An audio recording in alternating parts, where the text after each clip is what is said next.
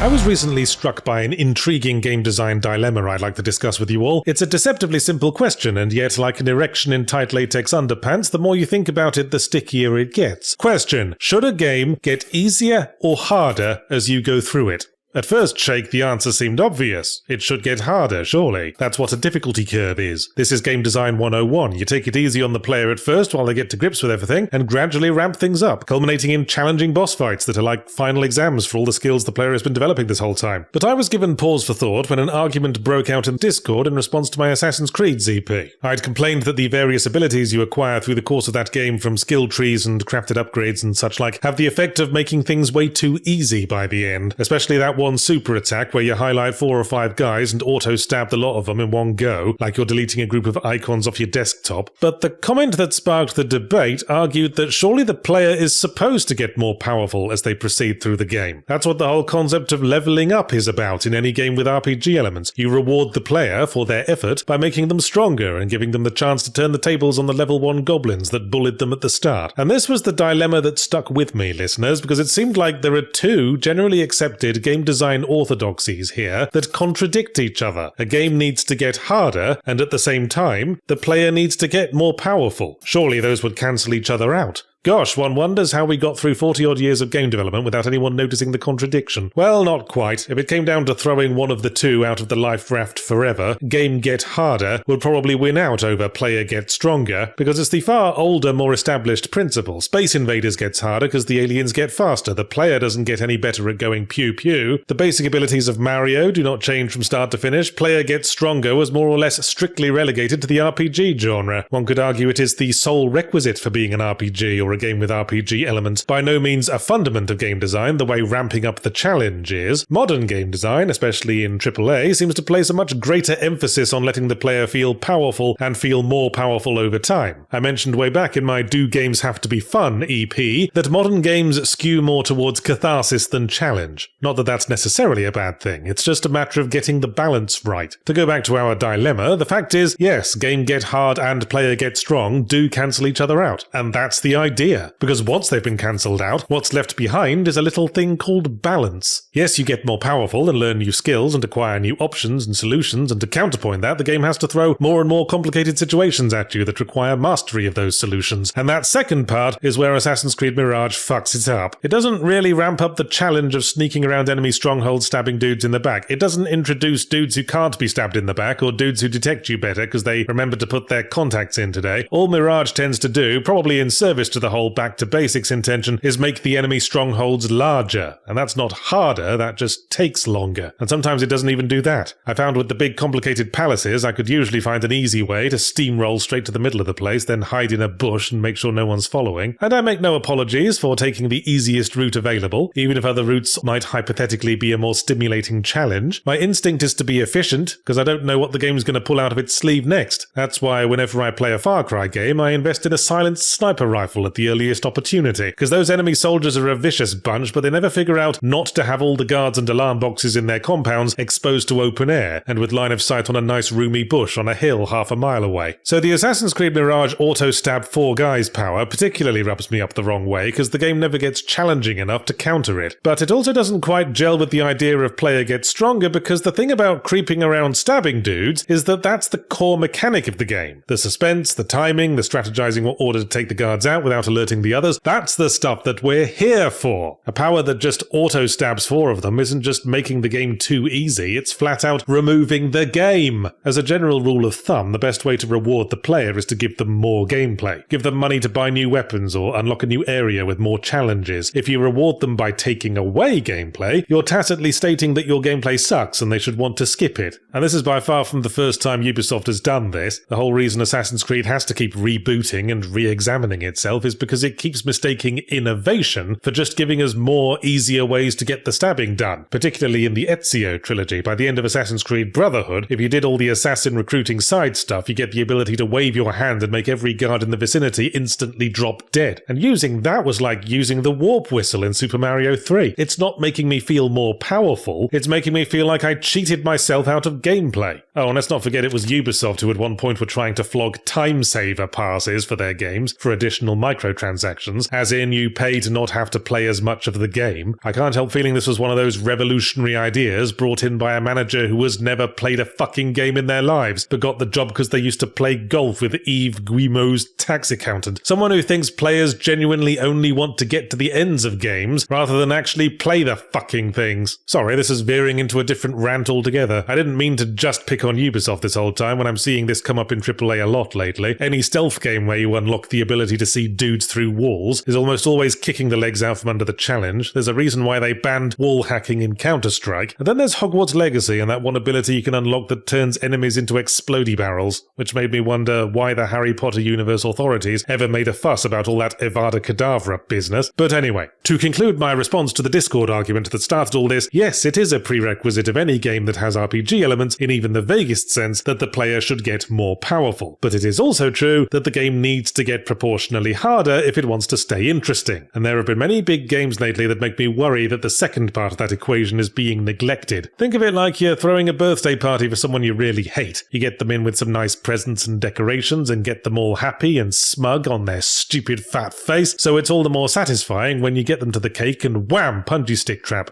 It's about time we had a little refresher on how to title a game. As the year draws to a close and I go over the usual shower of bastards that were this year's releases, the sheer soporific blandness of a title like Lords of the Fallen really stands out. What is it with all the rising and falling these days? If it's not Dead Rising or Dark Knight Rising or Immortals Phoenix Rising, it's a Red Fall or a Titan Fall or a Babylon's Fall or a Jedi Fallen Order. Must everything be constantly moving upwards and downwards like a snail traversing a trilby? Names are important. No one would have voted for Abraham Lincoln if his name had been Coochie Mama J. Sloppy Wank. And I have fairly simple criteria for what I consider a good game title. I like a name to be short and memorable, so that people can easily recall it to mind when trying to Google it or recommend it to a friend. One rule of thumb is to think of how it'd shake out if your game title was the name of your dog. How comfortable would you feel yelling it across a park, or explaining it to a microchip registry service? Here, Starfield, Catch the Ball, Dredge, those work. On the other hand, Come, Immortals Phoenix Rising, Roll Over, Kingdoms of Amalur Reckoning. Bit of a car crash of the tonsils, isn't it? Not that I'm insisting every title be one word long, because then we'd miss out on the beauty of names like Symphony of the Night, or A Mind Forever Voyaging. As long as it's unique, flows nicely off the tongue, and importantly represents what the game's actually bloody about on at least some level, then I'd say you're good to go.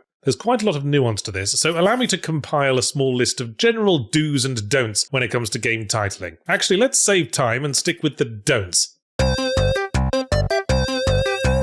Don't give your game exactly the same name as a pre-existing game. To start with the obvious one, although it's apparently only obvious to people who aren't game publishers, who take the view that there's no such thing as bad established IP. In theory, you can't lose. Copy the name of an established good thing, like with Syndicate 2012 or Sonic the Hedgehog 2006, then people will buy it because they associate it with the good thing. But copy the name of something that was mediocre or forgettable the first time around, as with Prey 2017 or Lords of the Fallen, you create a sense of breathing new life into a dead idea that had potential. In practice, though, it only ended up making Prey 2017 even more forgettable, and it's always annoying to us gaming media types who, when referencing the game, have to keep bolting the year it came out on to the end like a stupid donkey hitched to a fancy sports car.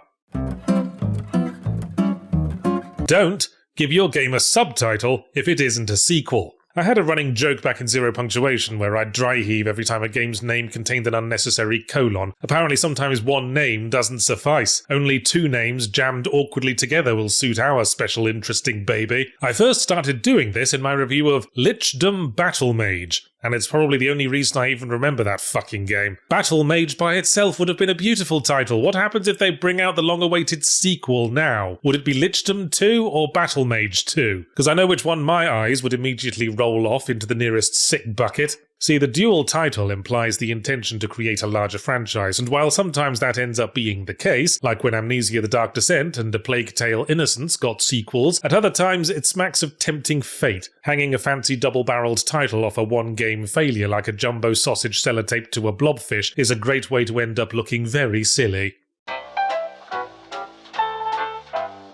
Don't give your sequel a subtitle that sucks. Since we just brought it up, consider for a moment the title of Amnesia's first sequel, Amnesia: A Machine for Pigs. Whatever you think of that game, you can't deny the name catches the eye. Instantly our mind fizzes with questions. Pigs? You mean the pink squirmy animals that give me bacon? What manner of machine could be for them? Something related to slicing bacon, I assume, but why would you make a video game about that? Well, now we have to play it to find out. Compare that to what goes through the mind when we hear the title of the third mainline Amnesia game, Amnesia Rebirth. Oh, a random word that begins with re. Be still my heart. The Matrix has a lot to answer for, besides that terrible brief window in the early 2000s when black trench coats were trendy. Its two sequels, Matrix Reloaded and Matrix Revolutions, established a naming convention that blights sequels to this day. Reloaded, Revelations, Retribution, Requiem, Reckoning, Regurgitated, and let's not forget the honorary re-words, Origins, Armageddon, Chronicles, and every other hackneyed sequel add-on. My objection to all of these is that most of them don't really convey any meaning beyond it is a sequel. The Matrix Reloaded basically translates to The Matrix Another One, and if that's all you want to convey, then there was nothing wrong with the classic numbering system. At least then we know what order to put them in.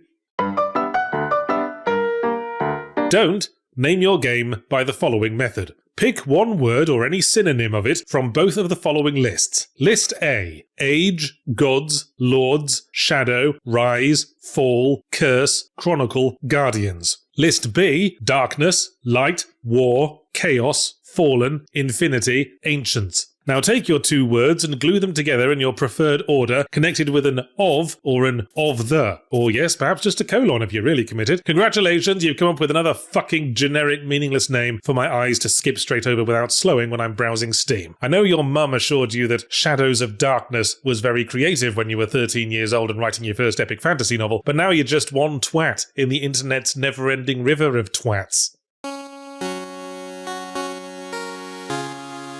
Don't make your game title a bollock sandwich. So, some people eventually twigged that the above two-list method produced nothing but hackneyed garbage, but weren't creative enough to not use it, and so they thought, aha, here's an idea, why don't we spice it up with some weird, exotic, additional made-up word that evokes a faraway land of fantasy, or possibly a piece of IKEA furniture. And this method brought us titles like Immortals of Avium, Kingdoms of Amalur Reckoning, Immortals Phoenix Rising, Walson Lords of Mayhem. I call this titling method the bollock sandwich, because it consists of a few generic white bread title words with a little bit of total bollocks in the middle, and the effect that I've observed is that counterintuitively, such titles become even harder to recall to memory than the non-bollocksed variety. Something about the combination of having to now remember a nonsense word as well as the generic part makes my brain somehow even less inclined to permanently latch on. I can only now remember Walson Lords of Mayhem because I have on 3 separate occasions had to dig through my own archives going, what the fuck was the name of that Diablo knockoff I reviewed a while back? The one with the bald dude on the front with the beard and the pauldrons big enough to shelter a horse. Don't give your franchise a name with the initials AC.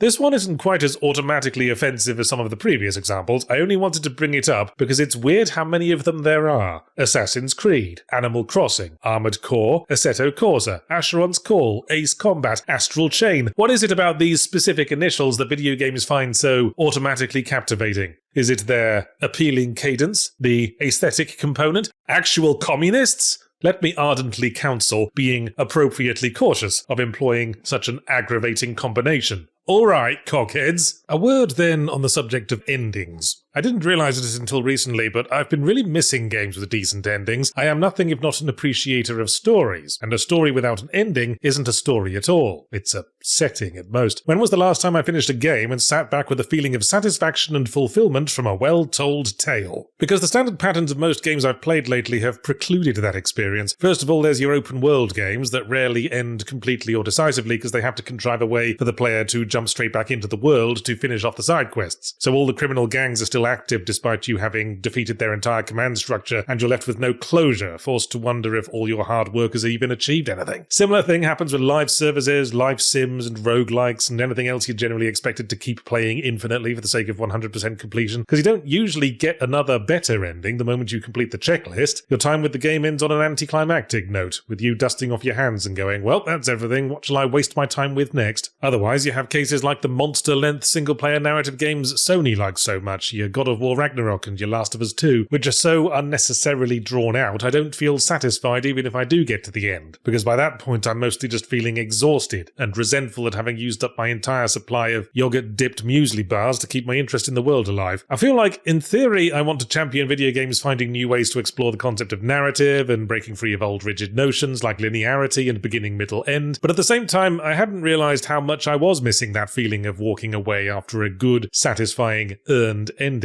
Until recently, when I played American Arcadia, a narrative indie game by Spanish developer Out of the Blue Games, which wasn't amazing but did have an incredibly good story ending. It must have been good because before the ending I wasn't sure I was liking the game overall, and afterwards it proceeded to live rent-free in my head for weeks. It's making me antsy because I really want to talk someone's ear off about it, but I can't without spoiling it, so with that in mind, spoiler warning for the rest of the video. Look, it's not a long game and it's only $20 at time of writing. Consider this a recommendation. Just pause the video and quickly go buy it and play through it so we can start having a conversation. I'll just wait here. Oh hey, you're back. Yeah, that end credits theme is a bit of a banger, isn't it? I've listened to that on YouTube a few times. So, American Arcadia is about Trevor Hills, an awkward introverted office drone who discovers that he is unwittingly a character in a corporate-run reality show set in an enclosed dome city, and sets out to escape to the outside world. So yeah, it's the Truman Show. Except with an additional twist at the very end, with the reveal that even Trevor's escape attempt was orchestrated by the showrunners from the beginning, as a publicity stunt intended to launch a new spin-off show centered around characters escaping from Arcadia. But that wasn't the part that made the ending for me. What did is that I thought I knew what was going to happen next. I thought the game was going to end with one of those ending Tron 3000 situations where you make one final decision that branches things off to multiple endings. A practice I've never been fond of because it undermines the impact of an ending to know it can be reversed with a reload of the last save, but that seemed to be the way things were going, because at the end, Trevor is led towards a press conference and informed that he has two choices. He can sell out, toe the corporate line, defuse the potential PR disaster and accept a fat sack of cash,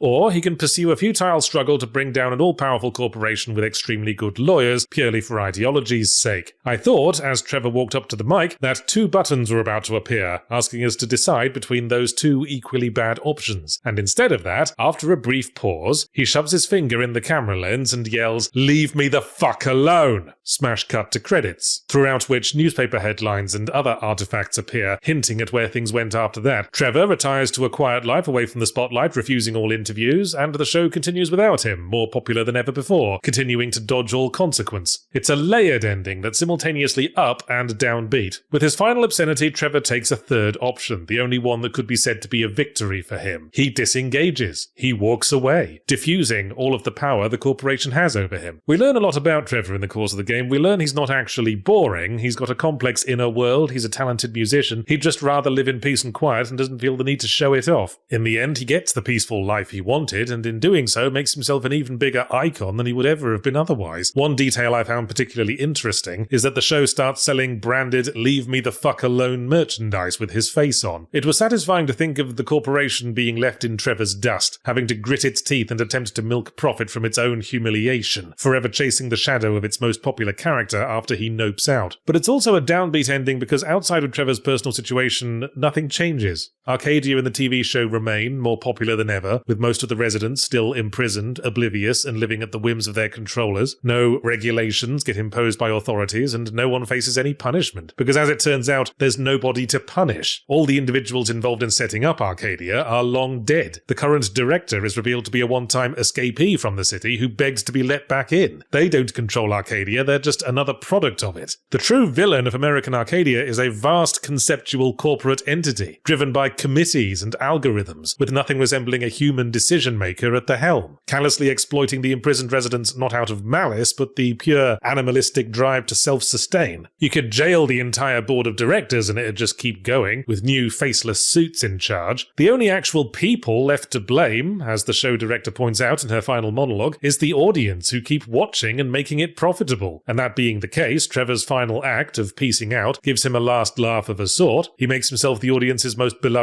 character and then denies them any more of him, leaving them eternally hankering for one more curtain call while he disappears to become a living embodiment of the phrase, "To live well is the best revenge." Perhaps solace is to be taken from the fact that the show's organisers are ultimately doomed by the inevitable crash and burn that comes from the pursuit of infinite growth, and it's only a matter of time before ratings slip again and the directors start throwing each other under the bus. As I say, it's a story I really wanted to talk someone's ear off about, so thanks for indulging me. Actually, now I've laid it all bare, maybe there's something about a bespectacled dude breaking free of an emotionless corporate machine that particularly resonates with me, personally, in the last month or so. The point is, sometimes a truly great ending can make or break the effect a story can have on you. Ain't no one personally resonating with the experience of grinding up 47 leftover optimal treasure hunt missions, unless their entire family was murdered by a deranged quantity surveyor. As always, the new year begins with a period of reflection upon the end of the year just gone, and I find my thoughts dwelling on those bloody Game Awards still. Probably because with E3 gone, it's the only high-profile, glitz-covered mutual masturbation session the industry has left to insolently force into our mainstream news feeds. All grousing about the ratio of ads and trailers to actual award-givey outies aside, I find the award winners disappointingly easy to predict. I was about 90% right in my predictions this year, and I ain't bullshitting neither. We did a Windbreakers podcast with Stephanie Sterling before the awards, where we announced our hot picks, so this is all backed up by video record. And now I would like to pass on my wisdom and explain my methods for Game Award winner predicting. Let's see if next December we can make some bookies some fucking money.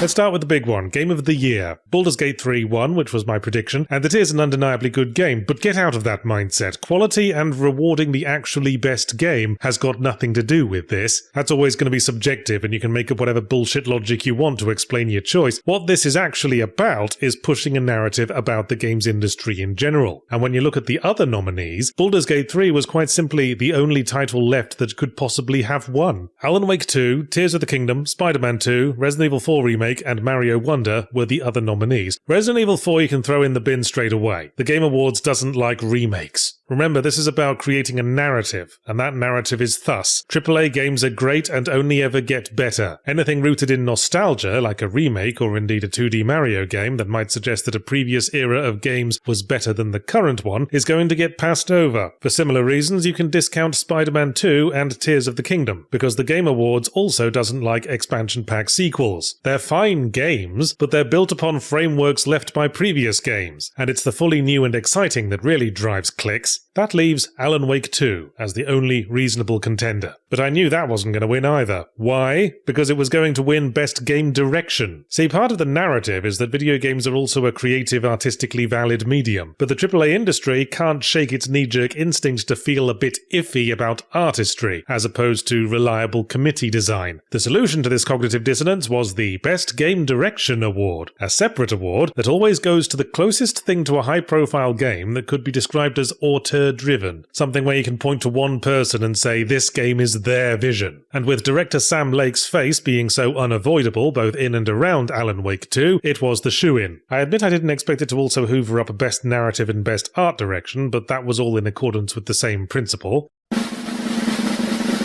Let's move on then to Best Indie Game, snapped up by Sea of Stars. Again, actual quality isn't what we're rewarding here, neither is the kind of sexy innovation and groundbreaking game design that only indie is capable of. What the Game Awards wants to reward here is aspiration. It wants to think of indie as the plucky little scrappy-doo sidekick to AAA's Scooby. As such, the restrictions against nostalgia are relaxed, and Best Indie Game is most likely to go to something that shows reverence to the establishment, hence Sea of Stars with its clear influence from Chrono Trigger on full display, and why in the past they've given it to milquetoast games like Kena Bridge of Spirits just because it was trying to be a bog-standard open-world game like The Big Kids.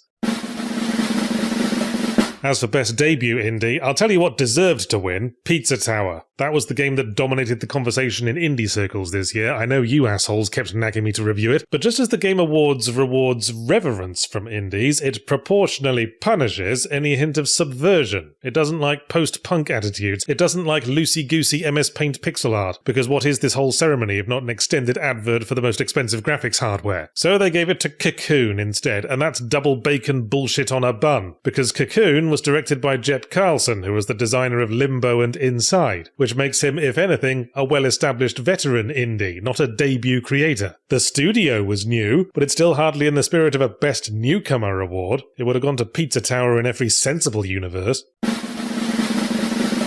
Moving on, and another thing I called was Final Fantasy XVI winning Best Music, which I called because FF16 is one of those persistent legacy series that the Game Awards runners feel they have to acknowledge in some way, but awkwardly, it didn't deserve any awards for its story or gameplay. The best music and best audio design have historically been used as the, well, we've got to give you something prizes for big games that can't be awarded anything else. Hi-Fi Rush winning best audio design was an exception to that rule. Hi-Fi Rush rather cunningly backed the Game Awards into a corner here by being so centrally and effectively designed around its audio that nothing else could have credibly won.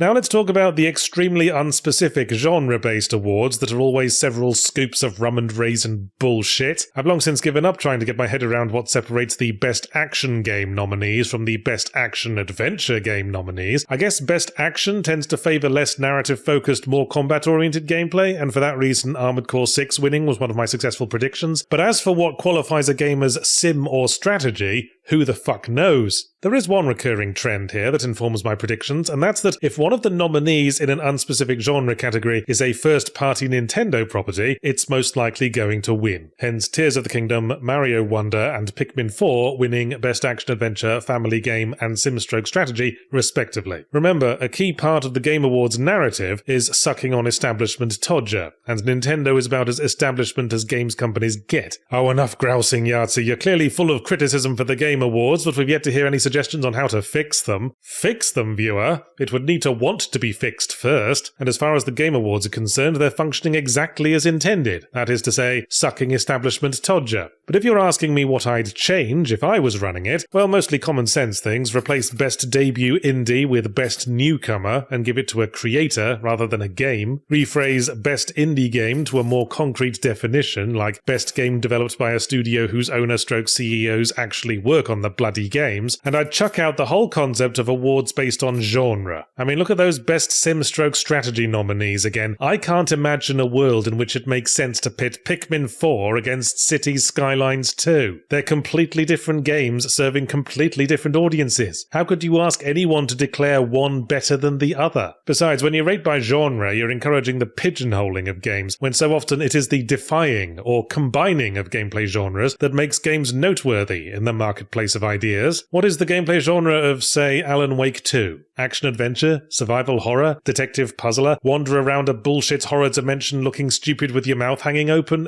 up? No, I've got a good idea for an alternative. I've been talking about this in various videos lately as a joke, but the more I think about it, the more sense it makes. I would categorize games not by genre, but by the emotions they're attempting to induce in the player. So my awards would be Best Game That Made Me Feel Powerful, Best Game That Made Me Feel Challenged, Best Game That Made Me Feel Clever, Best Game That Made Me Scared, Best Game That Made Me Cry. Oh God, I just want to know you're in a happier place now, Alice the Hedgehog. But I acknowledge the role the Game Awards must play as the big money glitter fest representing the industry to the rest of the world, showcasing the most impressive and most expensively made games for a broad audience, and so a specific award will be set aside for the year's biggest AAA releases. And for the sake of complete openness, the award will be titled Best Game Whose Publisher Gave Me $1,000 to Say This. I'm a sucker for plot twists. A really good plot twist is the third point on the triangle where the other 2 points are the really good joke and the really good jump scare. In all 3 cases, we're taken by surprise to pleasant effect that enhances the story, and in all 3 cases, that effect is completely lost if we in any way see it coming. Especially jump scares. A good surprise jump scare gives me a shot of adrenaline and a sense of, ooh, you got me, well played. But if I know a jump scare is coming, I just feel really anxious and miserable. That's why I never got on with Five Nights at Freddy's. I suspect it might be lingering trauma from a childhood incident involving a beloved helium balloon and an unexpected stucco ceiling. Maybe this is biased of me to say, but I think plot twists in video games are all the more interesting because of the interactive element. We're a participant as well as an observer. All our decisions have been made under false information. The blood of all those poor bastards in Spec Ops The Line is on our hands too. Oh, yeah, I should probably drop a general spoiler warning before I talk about any more specifics. Hey, viewers! Yes, including you, the person who's not really listening because they put this on in the background while they water their crops in Stardew Valley. I'm going to spoil some video game plot twists in a bit. I'll make sure to clearly state the name of the game before I spoil it, but you've got to pay attention for that to work. Meet me halfway here. I promise your cauliflowers will be fine. So to talk about what separates a good twist from a bad twist, let's go straight to the top. My favourite plot twist in all of gaming. It's in Second Sight, an old PS2 game by developers Free Radical, best known for the Time Splitters series. In Second Sight, we open with the old chestnut of our dude waking up with amnesia and psychic powers, and over the course of being on the run from some evil corporation or other, we gradually learn what happened in numerous flashbacks of a military operation gone wrong. But something's off. Reality keeps changing. We'll learn that Character X is dead, then after the next flashback, Character X is suddenly alive again. At the end, there's a moment when it seems all is lost and we are doomed to die, until the twist reveals the truth. What we thought were flashbacks were in fact the events of the present day, and what we thought was the present was a psychic prediction of the future. And so the day is saved as we can now prevent the plot's inciting incident before it even occurs. Certainly didn't see that coming, and yet it doesn't feel unearned, or like it came out of nowhere. Hell, in retrospect it's given away by the fucking title. What about a bad twist? Plenty to choose from, but most recently I've been replaying Beyond Good and Evil, and that's got a classic bad twist ending. At the final boss, main character Jade is informed that she's actually a super special alien baby, birthed or created in some unspecific way from the Lovecraftian being that is the hitherto unmentioned big baddie. This is a bad twist because it neither changes anything nor explains anything. Until the very final chapter, Jade never demonstrates any alien characteristic or skills beyond being able to smack things with a stick very hard, and she's never shown much interest in her own origins. She has been highly motivated to stop the actions of the villains this whole time, so there's no sense she might be tempted to switch sides. See, my two main criteria for a good plot twist are firstly that I mustn't see it coming, and secondly that it can't come out of nowhere either. It has to be something the rest of the plot has been building up to, a final puzzle piece that puts everything that's already happened in a new light. See, a really good twist means you get two stories for the price of one, because you can replay it and see how knowing the twist recontextualizes everything that came before it. One of my favourite games with a plot recontextualizing twist is, of course, Silent Hill 2. Hopefully, if you've followed me for a while, you've already played that game and know the story, and if not, hopefully I can ruin it for you before Bloober Team does. In Silent Hill 2, we play James Sunderland, who comes to the titular haunted town after receiving a letter from his long-dead wife, and descends into a tortuous odyssey through a surreal hellscape of violence and despair, which on first playthrough might not seem like it has any meaning behind it besides the standard horror setup of clueless every man gets victimized for going somewhere he shouldn't. But then you get to the twist, in which it's finally revealed that James's wife Mary isn't long dead, but rather quite recently dead, and he killed her, before having a psychotic break and stumbling to Silent Hill. And after that you can replay the game and realise that all the horror he's gone through has been his own subconscious mind screaming at him to remember what he did. That's why he's been seeing very distinctly feminine monsters being victimised all over the place by a big burly dude with a huge thrusting weapon between his legs. And I bring this up because the whole topic of plot twists in games came to mind while I was writing about Sonabi for my fully Ramblomatic yearly roundup video. Sonabi is a nice little pixel art platformer with an in-depth plot about a man who loses his daughter in a terrorist bombing and goes on a revenge rampage, in the process teaming up with a cheerful teenage girl in what felt like a pretty straight rip-off of the whole Last of Us dynamic. But the interesting entire plot recontextualizing twist of Sonabi is that it turns out the girl we've been escorting is our daughter, and our memory of her death was false. Furthermore, we're actually a kill robot, implanted with the memories of a dead soldier that have been tweaked a bit to make us a more effective killer. It was unexpected and somewhat foreshadowed by various events in the plot, but at the same time, it left a bad taste in my mouth. It felt cheap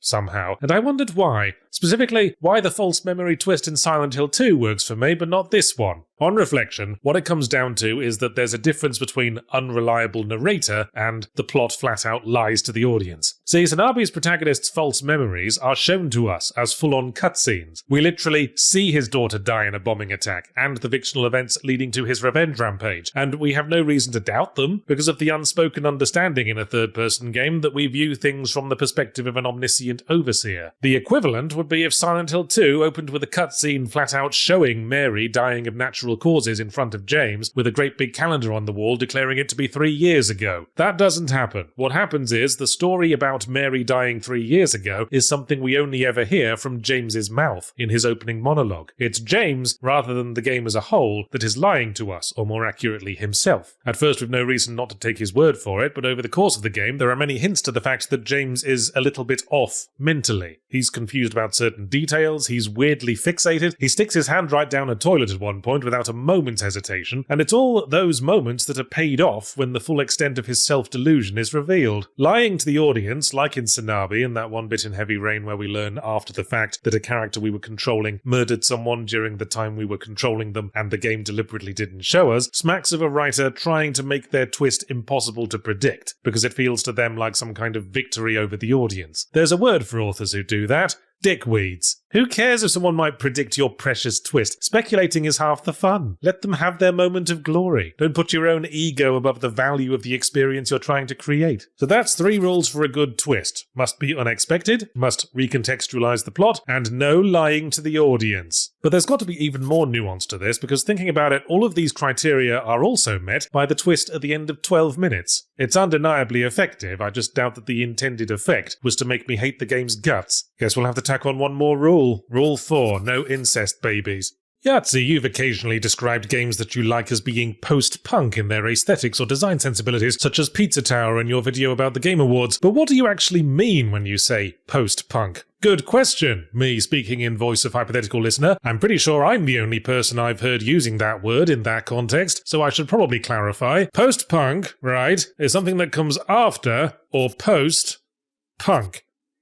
Did you need any further explanation, myself? Look, just write your fucking video essay, smartass, and then we can have our mid-morning congratulatory wank. Oh, you silver-tongued charmer. You might already be familiar with post-punk as a term used in music history. Punk music was, of course, an offshoot of rock and roll, characterized by a conscious rejection of the musical establishment, pioneered by young, angry, disenfranchised artists wanting to express themselves to a world they felt wasn't made for them and didn't have a place for them. Post-punk is a fairly broad term for basically all the music that came after that, the various experimental artistic waves that grew out from punk breaking everything back down to just making a bunch of noise in your dad's garage. But the principles of punk and post-punk can be applied to a lot more than just music. I think any art can be punk if it comes from a new generation of disaffected young creators shouting their defiance to their parents' world. For me, the prime example of punk art in a nutshell is graffiti. Can't get much more subversive than literally using somebody else's property as a canvas. It's such a wild, unfettered cry directly from the soul. I exist, I matter, and you can't ignore me because I've just painted tits on your wall. So what would be an example of a punk video game? The video game equivalent of graffiti? Well, mods for one. Like that mod for Dark Souls that replaces the "You died" message with the words "Thanks Obama." That's as good a place to start as any. In the heyday of 90s PC gaming, the bedroom programmer had risen anew, and many people were getting jobs in the industry off the back of making custom mods and maps for games like Doom, Quake, and Half-Life. And then there were also mods like Crack Life, which just gave scientists big stupid afros and replaced guns with penises and sound effects with memes. I'm endlessly fascinated by such things. Half-Life's a great game, but it also represented the face of old money establishment game creation at the time, and there was something all the more hilarious about these irreverent mods shitting all over its dignity. I myself at one time enjoyed downloading tools to hack into old Sierra adventure games like King's Quest and Leisure Suit Larry, at first to see what the latter looked like if you removed the censor bars, but then I'd start changing the text and some of the sprites into non-sequitur gags, and I can't really articulate why I felt moved to do this, except that it was funny to think of how much it would annoy Roberta Williams. Kissing cousin to the joke mod in the age of streaming video is the joke machinima, and the availability of tools like Gary's Mod and Source Filmmaker has ensured that the cast of Team Fortress 2 have been put through every indignity under the sun, with torrents of surreal anarchic comedy videos on YouTube like Heavy is Dead. But then just last year, a video titled Emesis Blue appeared on the Fortress Films channel. It's a near 2-hour-long Source Filmmaker movie in which TF2 characters descend into a world of surreal psychological horror noir that's genuinely gripping. I put it on in the background out of curiosity one day and proceeded to have a very unproductive morning as my eyes were fixed to it for its entire length. And that, feather pluckers, is what post-punk is to me, if you're still holding out for a definition. It's the broadly familiar twisted into something anarchic, surreal, or satirical, until something completely new emerges on the other side. Punk art destroys what's already there, and post-punk art is what gets built on the wreckage. Now we've established that we don't have to follow the old rules. And I suppose it speaks to me so much because of my disdain for rote committee design and rigid corporately designed video games, which is not only characteristic of a capitalistic movement that negatively affects all of our lives every damn moment of every damn day, but also completely artistically bankrupt, with nothing exciting to say or express beyond "we'd quite like all of your money, please." The essence of cynicism is questioning everything that authority simply tells us to accept, and that's what punk is all about. What do you mean I can't paint tits on this wall? Who's going going to stop me. Sometimes we question and discover that there's a reason certain rules are in place, but post-punk is what comes out of that process of re-evaluation. So I love anything that feels like it questions the accepted orthodoxy in either story, visuals, or gameplay design. Whether it be Edmund Macmillan coming out of the lawless Newgrounds era of online content, asking why a platform hero couldn't be a sentient cube of wet meat, or Persona 5 asking why an in-battle interface couldn't be an explosion of radiating smears rather than a neat list of options, or Undertale deconstructing the entire concept of an RPG, or Cruelty Squad defying every imaginable rule of aesthetics and game design to create something weirdly captivating in the middle. I wonder if my liking this kind of thing is something to do with being British. The British have a much-deserved reputation for being stuffy, emotionally repressed authoritarians, but with culture must come counterculture, and so there's always been a matching undercurrent of anti-authoritarian resentment there that loves to see those of high status brought down a peg or two. Thus the strong presence of punk in the 70s British music scene, the alternative comedy movement in the 80s, and in the gaming sphere, the British bedroom programmers on their Commodore 64s and ZX Spectrums in the dawn of home computing eschewed the traditional mazes and alien shooters of early video games to realise weird anarchic satirical concepts like Hover Bother, Bozo's Night Out, and Attack of the Mutant Camels, games respectively about mowing a lawn, stumbling home drunk from the pub, and an attack by some mutant camels. Oh, and hey, you know what's another first world island nation whose people have a reputation for being uptight? Japan. And I also love Japanese subversive comedy like Excel Saga and Cromarty High School, as discussed when I was talking about anime way back when. And one of my favourite Japanese game developers is of course Goichi Suda, or Suda51, creator of No More Heroes and whose work more or less embodies what I think of as post-punk. In that area, his opus in my view is still Killer 7, the game that first put him on the map as a creator. Killer 7 is the kind of thing a very ignorant person would call so random, lol. It's a mad kaleidoscope of ideas, character moments, visual chaos, and gameplay that switches between pseudo-rail shooting and weird puzzles where you have to shoot a dude's tie to make his brain pop out or something. But it's not random. There's recurring themes and motifs, a connecting plot told in rigid chapters, even if the art style for the cutscenes inexplicably changes from one to the next. I still don't really get what the story's about, and I have both played it a million times and read the companion literature that supposedly explains it. And yet, the story clearly makes sense to someone, and it still affects me emotionally. Why do I feel genuinely sad when the Killer 7 are systematically wiped out in the near-end game boss fight? Is it because we're finally losing one of the few consistent things we've been on this wild odyssey with, and now we'll never again enjoy the sight of Master Smith headbutting a bullet out of the air? None of Suda51's later work had the same effect on me. No More Heroes is okay, but as the series went on, it became slightly obnoxiously self-indulgent. The other games with his name on, Shadows of the Damned, Lollipop Chainsaw, Let It Die, feel more and more like a veneer of Suda51's aesthetic over gameplay designed more in line with standard thinking. Perhaps this illustrates the inevitable downside of post-punk, that when you look at it one way, it's the first step on the journey of an exciting punk creator becoming part of the establishment themselves, in much the way that The Simpsons went from being a subversive takedown of family sitcoms to setting the tone for them. But I wouldn't lose sleep over it. It's an unavoidable part of the cultural circle of life. The lions dying and turning into grass to feed the gazelles. There will always be new waves of creators forever pulling apart and questioning the works of the last generation. As long as game development retains its wonderfully low barrier to entry, there'll always be pizza towers and El Paso elsewheres that I can look at and go, yes, there's some fat fucking gazelles on the prairie tonight.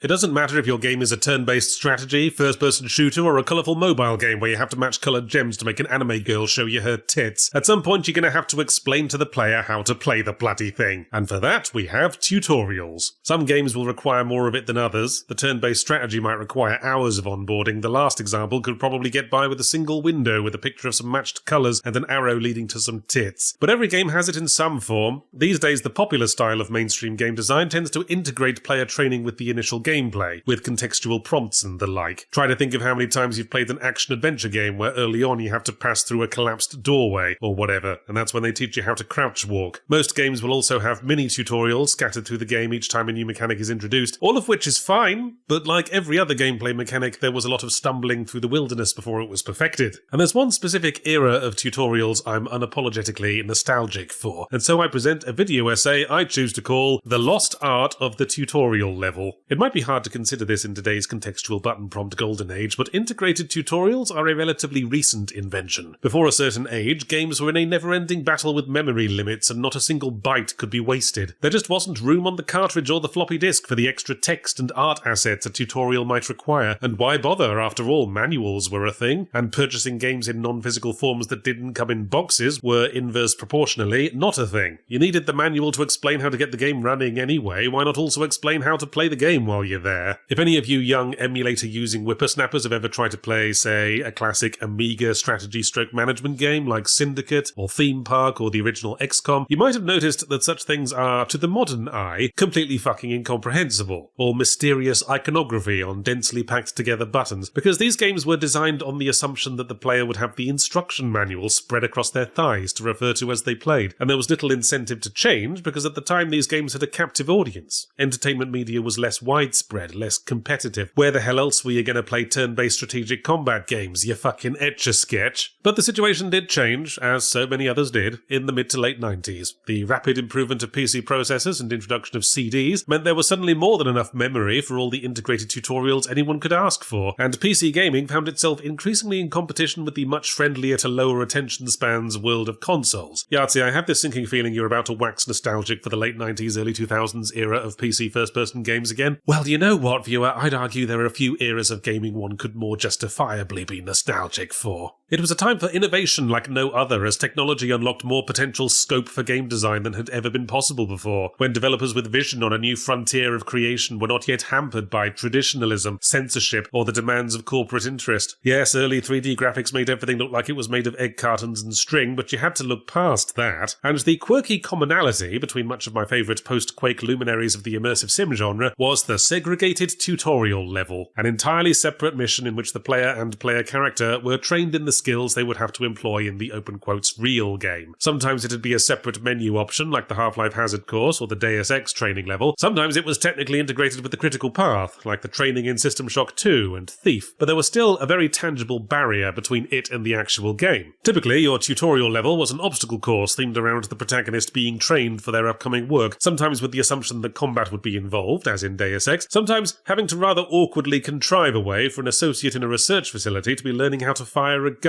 You'd go from one room to the next where some NPC voice would patiently explain the next mechanic and walk you through the button presses required. It says something for the innovative spirit of the era that these games all needed to take extra time to explain their mechanics, for we were evolving beyond point to the man and shoot the man, but I will absolutely not argue that these levels were better at player training than the standard integrated tutorials of today, because they bloody weren't. Learning on the fly in the intended context has long proved to be the most efficient teaching method. Half the time you'd forget all about a mechanic because you did it once in the middle of learning 4 other mechanics 8 hours of gameplay ago. As part of the Half-Life Hazard course, you're trained in the use of a long jump module, and that doesn't show up in the actual game till the very end. But the tutorial level had its advantages. For one thing, not having to integrate tutorials means you don't have to design the first level around contriving a reason to have us crouch walk under partially collapsed doorways, and everything else that needs explaining. The story can cut straight to the chase, as it were. Like in Deus Ex, where you arrive at Liberty Island and immediately have to deal with a terrorist occupation with multiple solutions, and when your contact offers you your choice of weapon before you go in, you can say, "Hand me that rocket launcher," and forewarn the janitorial staff. Thief can jump straight to the Lord Baffort's Manor level, with Garrett already fully trained and at the peak of his career, without some earpiece goblin needing to remind him how to bop guards on the bonce. Besides that, there's also something strangely compelling about playing through a tutorial level that you don't get from the serious game. I've played through the Half-Life Hazard course and the related boot camp level in the Opposing Force expansion quite a few times, and not because I needed a refresher. It was weirdly fun to play around with the game's mechanics for 10 minutes in a zero-pressure environment. If you're seeking the sense of achievement that comes from playing video games, following simple instructions and getting massively overpraised for it by a pre-recorded NPC voice is one way to get that high. It's not much of a high, but it is a lot easier to get. The same advantage sniffing glue has over injecting heroin, and I can't be the only one, because after Black Mesa recreated Half-Life, it didn't take long for fans to recreate the Hazard course for it as well. It's even got its own speedrunning community. But there's even more to it than that. The tutorial level was also an opportunity for world building and establishing context. The hazard course gives you the utterly unique experience of being in the Black Mesa research facility while everything's still fine and functioning as intended. You get a sense for the work culture and the day-to-day lives of the inhabitants, and that helps build immersion. It lends greater tragedy to the disaster that kicks off the plot. Again, there are fan-made mods based around redesigning Half-Life's levels to look like how they looked pre-accident, because it's interesting to see if you're invested in the story. The Deus Ex training level features dialogue with multiple NPCs you can't get in the main game that sets up the world and setting and establishes the relationship JC Denton has with these people. Getting instructions from an actual NPC who lives in this world is much more fertile ground for storytelling than an emotionless button prompt. Of course, innovation always takes the path of maximum efficiency, and in the end integrated tutorials proved far more efficient, and so the non-integrated tutorial became an increasingly rare sight in modern mainstream games. Still, they live on in our hearts and our video essays. Thank you for indulging this shamelessly nostalgic tribute to a highly specific period in the history of player training as a concept. Here's to you, tutorial levels. You were a fumbled, half-baked product of a neophyte's stumbling journey to success, but endearing for all that and fondly remembered nonetheless. The game mechanic equivalent of losing your virginity in the back of your dad's van.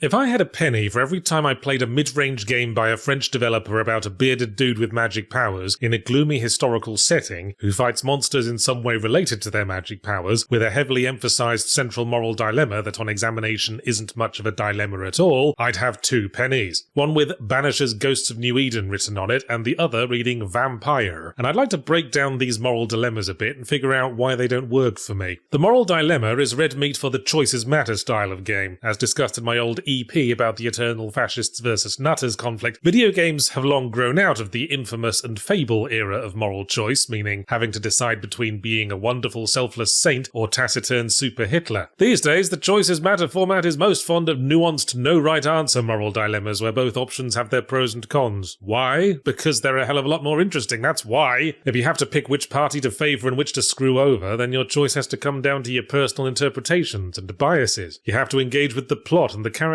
Or if you're like me, you just take whatever option pleases the person you're currently talking to because you're afraid of confrontation. Banisher's Ghosts of New Eden appears to be trying to centre around a complicated moral question, but on analysis really just comes back to be good person or be bad person. The story is about 2 ghost banishers who have a very clear and very agreeable philosophy that ghosts need to be banished. It's unnatural for the dead to not move on, and it's harmful to the living people they're clinging to. The entire prologue enforces this over and over again with the tutorial exorcism, amongst other things. But then, one of the ghost hunters, Antea, dies and comes back as a ghost, and her surviving partner, Red, has to decide if he's going to stick with the established routine and exorcise her ghost, or make an exception for his lady love by doing some kind of risky ritual to bring her back to life. Now, already it should be obvious what the narrative considers the good or correct course of action, considering the theme of the dead must move on that has been present since the beginning, that this forbidden ritual business has only just been brought up, and of course, the fucking title of the game. And that's before we learn that the process of the ritual involves murdering several innocent people. Okay, yeah, pack it up, lads. It's just the good and the bad choice again. And as I've said before, that's not an interesting choice. The bad path is rarely narratively satisfying. Most people would only do it out of curiosity to see what happens, and not because they think it'd be the best outcome for the characters, and that reflects a lack of engagement with the plot. What's supposed to create the dilemma is investment in Red and Antea's relationship and wanting them to be happy together again. But you have to exorcise the ghosts of other people's beloved spouses multiple times over the game, so not wanting the same for himself makes Red a hypocrite. And I wasn't convinced that Red having to be alone and a bit sad balanced out the negative consequences of ritual mass murder. But I do think there's a way the dilemma could have worked. In my review, I said it would have been a much harder decision if Red had been replaced with a sad-looking German shepherd, and I was only half joking. The thing about Red is that he's a big strapping bearded Scotsman, who one feels could get by perfectly well without a security blanket. Imagine if he'd been replaced by a character who was physically as well as emotionally dependent on Antea. For example, what if he were replaced by a 6-year-old girl, who will probably die alone of starvation and cold without adult supervision, who might have to exorcise the ghost of their only parental figure through a voice half-choked with tears? That'd be an emotional woodchipper. Of course, you'd have to rework the combat, but there's an idea there. Rather than switching between 2 characters who can both fight, you can only fight as Antea, and after her energy runs out, you have to switch to the kid, who can only run away and hide from ghosts until Antea builds her strength back up. Whatever. Banishers was also disappointing as far far as plots centralized around a single moral dilemma go, because it felt like a further step back from Vampire, whose central moral conflict also didn't work very well, but was on the cusp of being brilliant. Right on the fucking rim. Because it was a moral dilemma that spanned both story and gameplay. The premise was, you were a doctor who was also a vampire. You had a responsibility to provide care and medicine to a bunch of named NPCs with in-depth backstories, but you also had a side gig beating up monsters and drinking the blood of the living. And the only way to acquire the character upgrades necessary to keep up with the core combat is to occasionally choose one of your patients to murder and consume. What a great idea! Gating progression in the gameplay behind horrible Sophie's choices. It's like if in Overwatch you could only open a loot box by murdering a baby. It forces you to engage with the plot and get to know the characters so you can make an informed choice on who would least be missed. It even makes the character's blood more valuable the more you get to know them, so you're incentivized to murder the people you've gotten closest to for the sake of beating the game. In terms of forcing us to confront the utter callousness of the average player's decision-making in a video game setting, it's right up there with Undertale's genocide path. Or rather it would have been, were it not for one piddling issue: you don't actually have to kill anyone. See, I smelt a rat early on when the game still gave me the option to not kill the tutorial victim, as much as it insisted I was making my life harder by doing so. It was obvious to me in that moment that not killing anyone at all was how to get the best possible ending, so I didn't. Not a one. And it turned out the game wasn't even that much harder. If anything, the extra challenge made it more interesting. See, the mistake Vampire made was that for its moral dilemma to work, it had to punish us for not killing anyone. An extra challenge is not punishment. Hell, challenge is what we're here for, isn't it? There's a reason higher difficulty settings are often unlocked as a reward for beating a game. I think I've said before, one of the deadly sins of game design is to treat the removal of gameplay as a reward. Vampire's moral dilemma is the very foundation of the plot and the central theme of the main character being torn between his need to kill and his duty to heal. When I can just cheekily sidestep it, the entire thing collapses. And it would have been such an easy fix. All the game had to do was stick to its guns. Force us to pick someone to die or we can't continue. If not that, then add some kind of restriction or debuff to combat if you're blood-starved that makes it grueling rather than fun. The stuff of self-imposed YouTube skill challenges. Maybe your health constantly ticks down. Maybe your character keeps randomly stopping in the middle of fighting for a few seconds to clutch his rumbly tummy. Maybe lock out some ability that's essential to the combat, like parrying in Sekiro, or the ability to turn left. I suppose Vampire has lived rent-free in my head all these years, because I love to see innovative new ways to integrate narrative into gameplay, and this got so fucking close to success it's criminal. And often it's those who reach for the stars and fail that live longer in our memories. That's why I can't quite remember the name of that Norwegian bloke who made it to the South Pole, but I bloody well remember Scott of the Antarctic, even though all he did was come second and then die of frozen husky poisoning.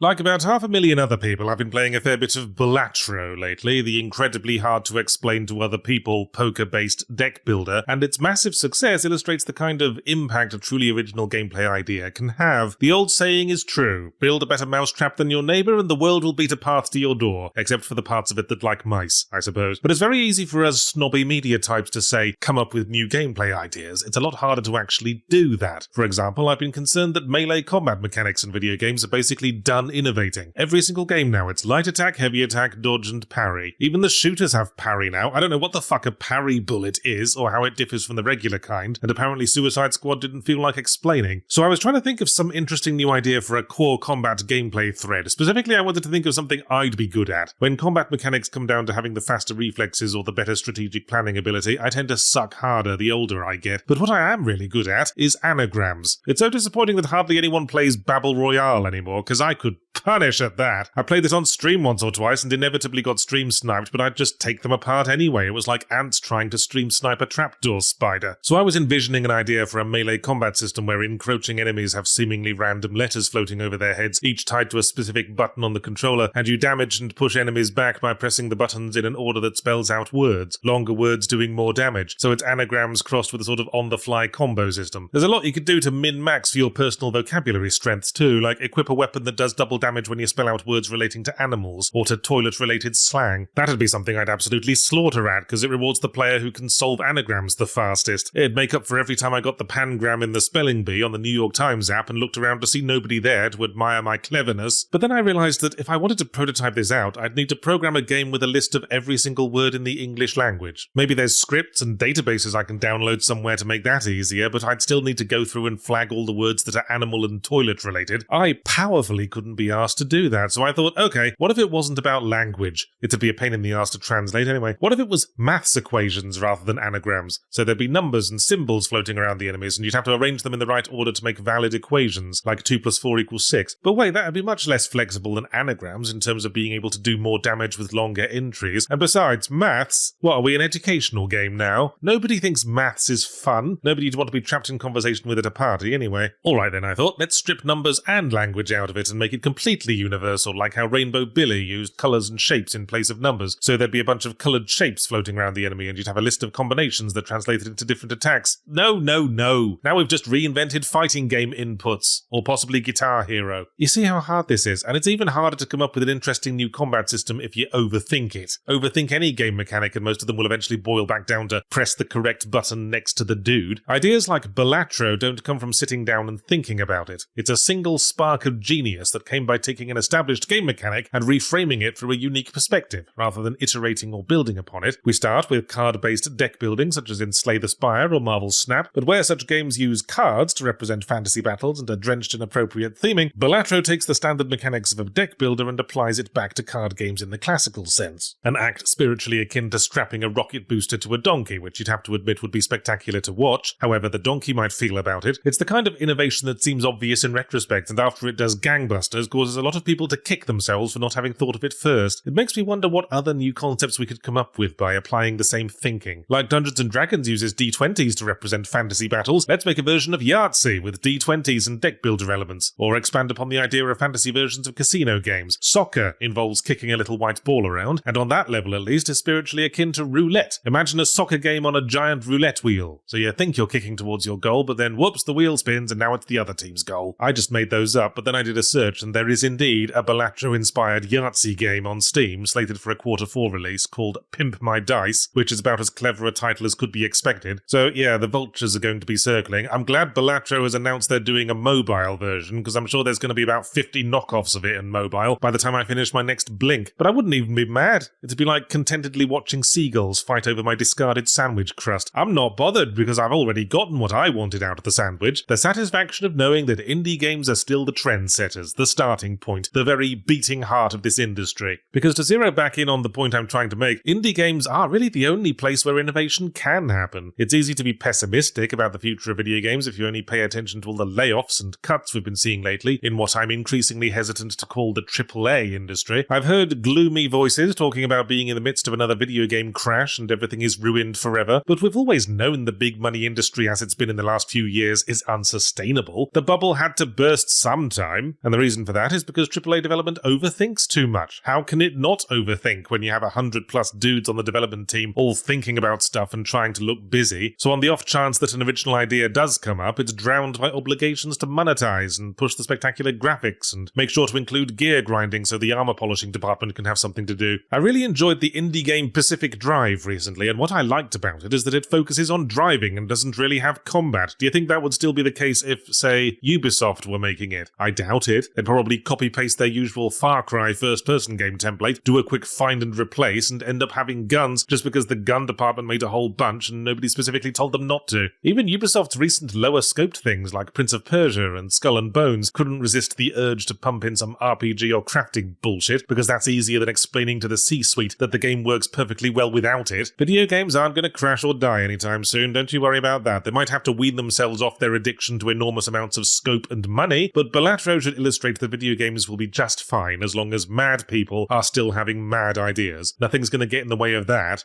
except perhaps Lexapro.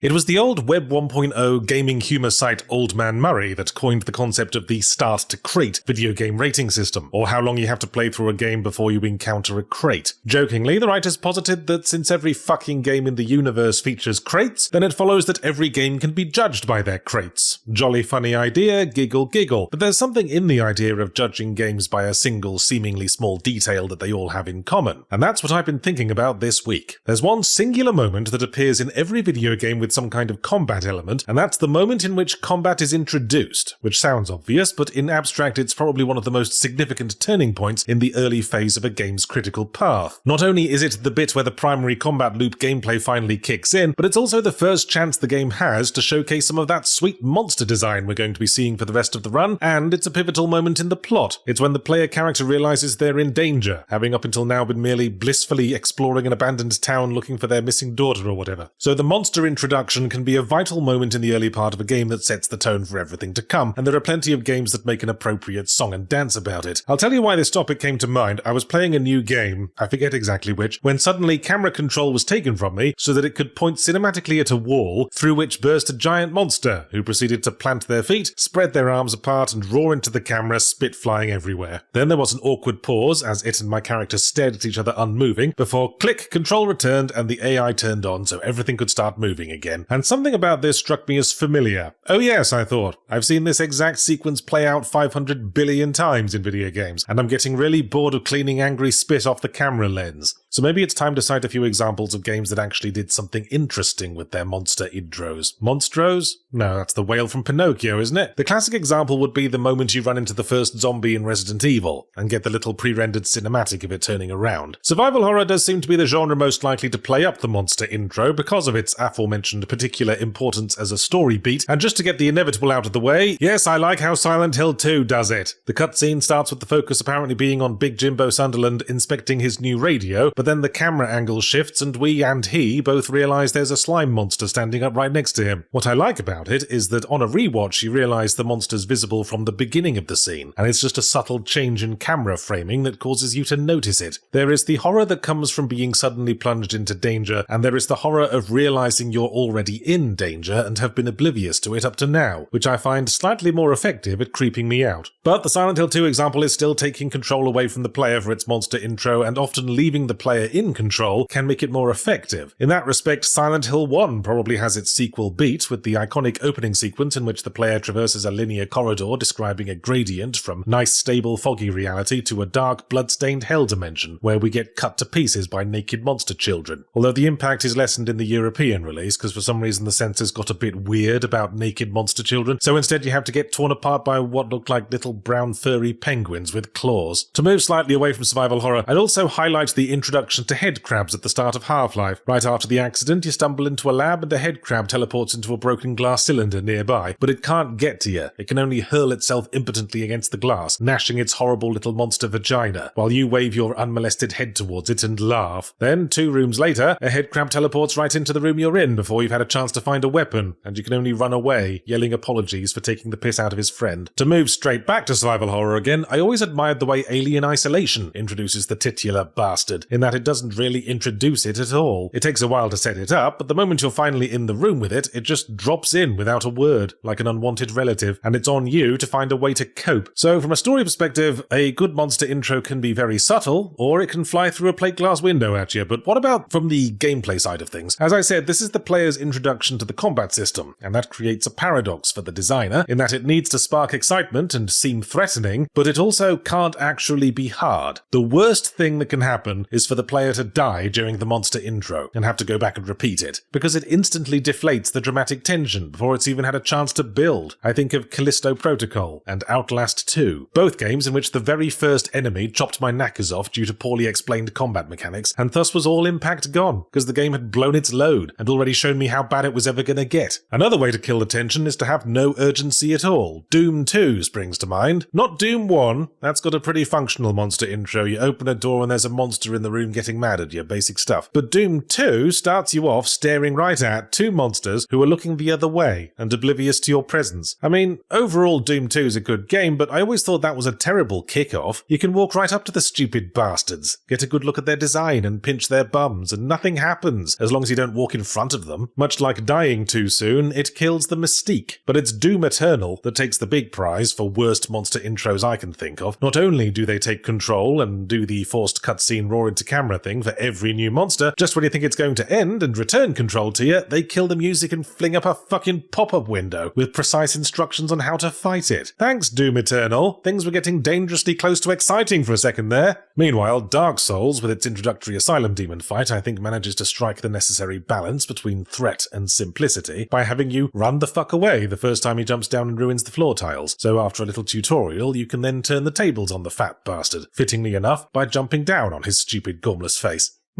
Dark Souls, Silent Hill 2, Half-Life. On reflection, most of my positive examples seem to be from games I generally like anyway. But that just goes to show how a good monster intro can have a very significant impact on one's opinion of a game. Okay, here's a good one from a game I generally hate. Wolfenstein Youngblood. The whole sequence where the main characters kill their first Nazi and both immediately throw up. I actually found that kind of funny, and quite humanizing, as well as very effectively setting the tone for the rest of the game, it being a load of old sick. So let's do the usual thing I do when I don't have a comfortable way to tie things up and appeal to the comments. What are some of your favourite monster-stroke combat introducing moments in games, entirely divorced from the rest of the experience? Let us know down below. Then look alive and click subscribe. And don't be a Hatrian, subscribe to the Patreon.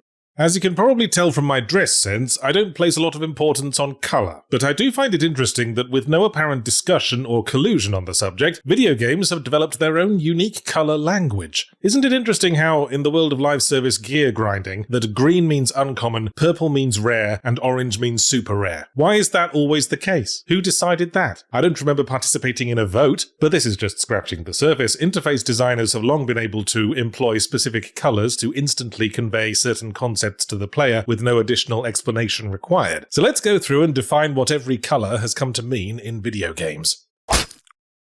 I'd wager that if I surveyed every single person watching this on what video game element they associate with the colour red, about 95% of you would say health, and only because 4% of you are rabid contrarians, and the other 1% would zone out or die before I'm finished talking. You know damn well that health bars are red. Yeah, some games try to be different. Sometimes green makes a spirited play for health thanks to the association with first aid kits. Sometimes troublemakers like Castlevania try to pull off using red hearts for weapon energy, but we all know they're out on a limb. There's a simple reasoning behind this. You know when you lose health? You know that funny liquid that comes out of you when that happens? What colour is it? Yeah, I think we're done here. Green has historically been all over the place, much like bogies on the underside of a school desk. As I said, it's sometimes taken health duties. If you see green numbers appear over your health bar, one tends to assume that health is being restored. But counterintuitively, green is also shorthand for poison, especially if it's in gaseous form or leaking out of a pipe or a barrel with a radiation symbol on the front. Also, if we're dealing with a color-coded elemental damage system like in Pokemon or Persona, green has been known to fill in as poison, acid, plant, and even wind on occasion, presumably because water/ice already took blue. In more recent years, thanks in part to landmark trendsetters like Dark Souls and Zelda Breath of the Wild, green has enjoyed a comfortable niche as stamina, which again makes sense if you think about it. Stamina, energy, green energy, renewable power, and is also the colour of the Mountain Dew you drink to get it back. Blue is an interesting one. In a fantasy setting, blue is inevitably used for the mana bar because of its association with mysticism and deep, weighty, faraway concepts like the eerie majesty of the ocean, the distant sky, the gentle moonlight. Also, in contrast to red, it's a colour not usually found in natural biology. Eviscerate some poor bastard in a grassy meadow, and blue is the colour you're least likely to see. But in non-magical settings, I'd say blue is most often associated with shields and armour, like the powered shield in Halo. Again, probably because of its calming effect and contrast with red. If bullets are hitting and you're still seeing blue, then you can relax, the shield's holding. If the blue goes away, and the red jam starts appearing around the edges of your vision, that's when you need to worry. When it's not taking over poison duties because green is busy being stamina somewhere, purple tends to be video game shorthand for dark. Normally, black would be the obvious pick for dark, but if a game has a generally colourful tone or wants you to be able to actually see things, it'll usually add a purple tint. Nintendo do this a lot. I'm specifically thinking of Metroid Prime 2, where you had the ability to switch from the light world to the dark world. Except dark, in this context, apparently meant looks like the part of Wonka's chocolate factory where he grows the inflation fetish berries. Now we're getting to the broader world of video game culture, because brown is a colour more associated with an era than with game mechanics, namely the PS3 360 era of, quote, gritty realism, when the preponderance of World War II settings and comically over-serious tones, inherited from games like Quake and Gears of War, serious in the take me seriously mum, this Nine Inch Nails logo on my folder is part of who I am sense of the word, meant everything had to look like it was made of chocolate and cement dust, like the part of Wonka's factory where he stashes the bodies of the shitty kids.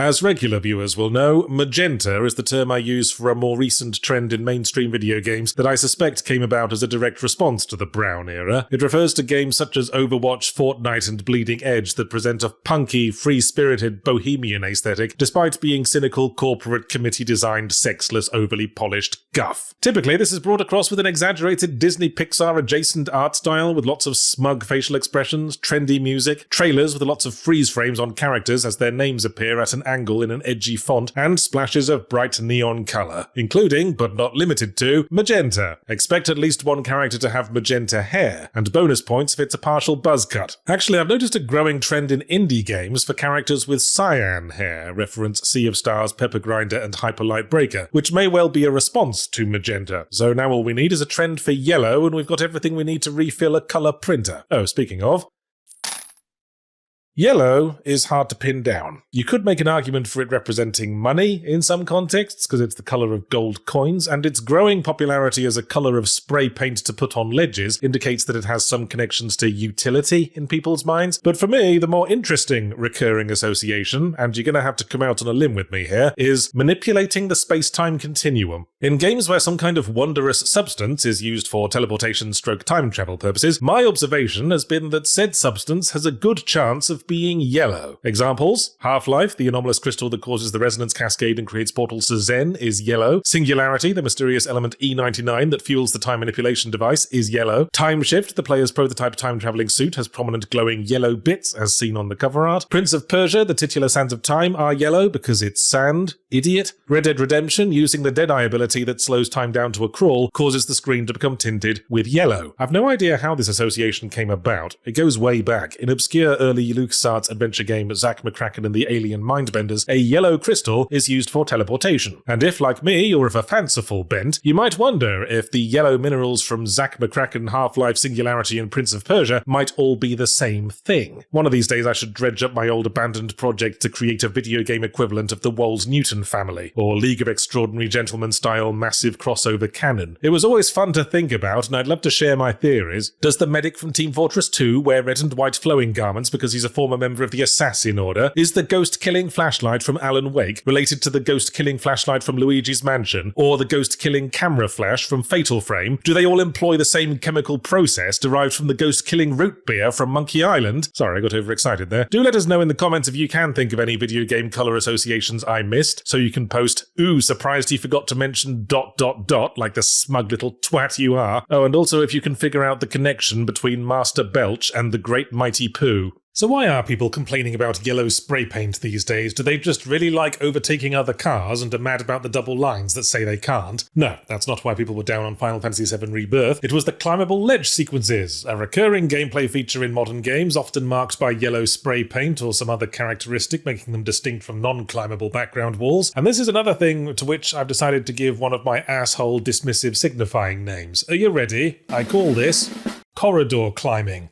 The conditions that characterize corridor climbing, commonly, are firstly that the player is only permitted to climb on these designated ledges. It's not one of those games where you can organically climb anywhere or dangle off anything ledge-shaped. Secondly, the ledges are always laid out in rigidly linear sequences designed only to get you from A to B. In other words, they are, functionally, corridors, just vertical instead of horizontal and requiring a different movement animation. There's no actual organic challenge to it except not pressing the let go button that makes you fall to your clumsy death. If the climbing sequence even lets you do that, and I've played plenty that don't, it's very egregious in Final Fantasy VII Rebirth. Every now and again there's a perfectly vertical stack of yellow ledges. Press the contextual action button next to them, Cloud grabs on, and then you just hold up until you reach the top. Might as well have been a fucking ladder. Why can't you run up the wall or leap the entire height in a single bound, Cloud? What the fuck kind of anime protagonist are you? But you'll see this sort of thing in a lot of modern games, especially ghost train rides that want to pretend they're more than just walking from one room to the next. I'm pretty sure it's being used to hide background loading at times, because you spend most of it staring at a wall. This seems to be the current evolutionary state of platforming in AAA games, and it's upsetting to see. It's like watching a half-blind farmyard chicken failing to catch a worm and remembering it used to be a Tyrannosaurus Rex. Platforming was one of the original tentpole genres of video games from Donkey Kong onwards. It was so ubiquitous that games like Contra, primarily a shooter, would just also be a platformer, like incidentally, because it was in essence the default form that any side-on game would take. It was the best way to make the most of the play space available. So, what happened?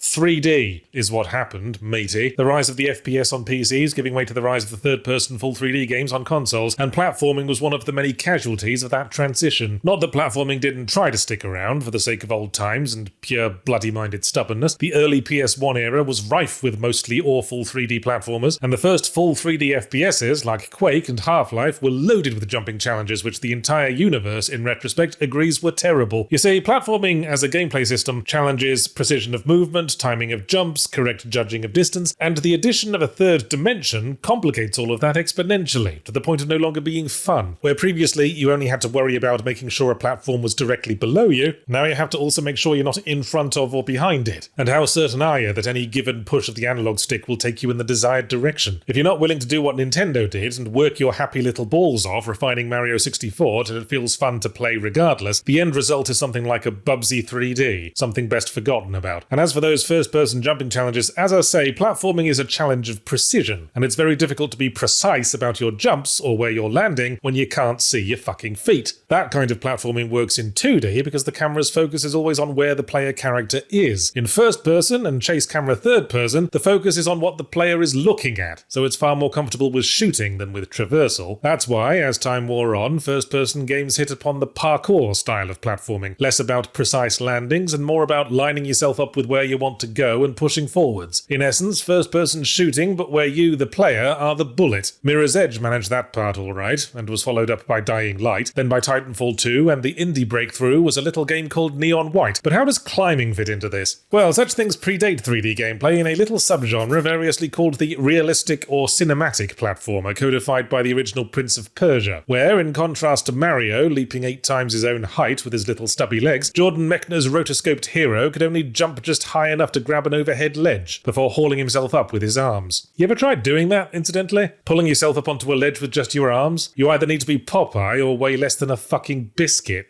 And when the big shift to 3D happened, the torch of realistic platforming was carried initially by a little game called Tomb Raider, which you may have rediscovered lately if you picked up the re-release. It's strange to replay it with the original controls and without all the quality of life improvements we've come to expect from climbing and platforming in full 3D. It's so clunky and fiddly, with lots of inching carefully to the edge of things before jumping. If you press forward now, there'll be no cute stumbling to arrest your fall, no last-minute transitions into ledge dangling. You're falling off that fucking ledge, madam. Nevertheless, Tomb Raider was a hit, and an influential one. Multiple imitators sprang up, one of which was a Prince of Persia, in a case of the master becoming the student. Prince of Persia 3D, now largely forgotten thanks to a bungled launch and being generally a big pile of stinky bottoms. But after the clunky Tomb Raider style stagnated over the course of about 19 too many Tomb Raider sequels, it would be Prince of Persia that would spearhead the next evolution of realistic platforming with The Sands of Time, in which it became quite a bit less realistic, funnily enough. It successfully removed the clunkiness by embracing a faster, more parkour-influenced movement style, and isn't it funny how parkour seems to be the recurring secret spice that fixes 3D platforming? The ability to flow from one movement skill to the next made the traversal challenges eminently satisfying to pull off, but it's worth noting that Sands of Time could only maintain that flow because of the idiosyncratic time manipulation ability that meant any fuck-up could be swiftly reversed. When the Assassin's Creed series picked up the same parkour concept, it turned into hold down a button and push in a direction to go, because we wanted the same empowering sense of flow without having to deal with so many annoying fuck-ups. And from there, the evolution, or devolution if you will, can be traced through Uncharted and the new Tomb Raiders. Blimey, history runs in cycles, until we get to the corridor-climbing yellow spray paint brigade of today, to which there has been a certain amount of pushback with games like Jusant and a difficult game about climbing, trying to bring some kind of precision challenge back to the platforming process, but you might notice that those games are almost entirely based around their platforming mechanics. The same could be said for the aforementioned Mirror's Edge, Sands of Time, Neon White, and the original Tomb Raider, and the recurring issue shared by all of those games is that the combat kinda sucks. As I said, 3D gameplay complicates traversal exponentially, so if you want to make any kind of meat out of platforming mechanics, you kinda need to focus on them. The days of Contra, when platforming could just be an incidental part of a game, are over. AAA exists in the age of the Jiminy Cockthroat model, where as many game mechanics as possible have to be smashed together into bland open worlds for the sake of broad appeal, and with everything else crowding the space, there isn't room to give traversal mechanics the attention they need, and the end result is corridor climbing. So there you go, that's how we got here.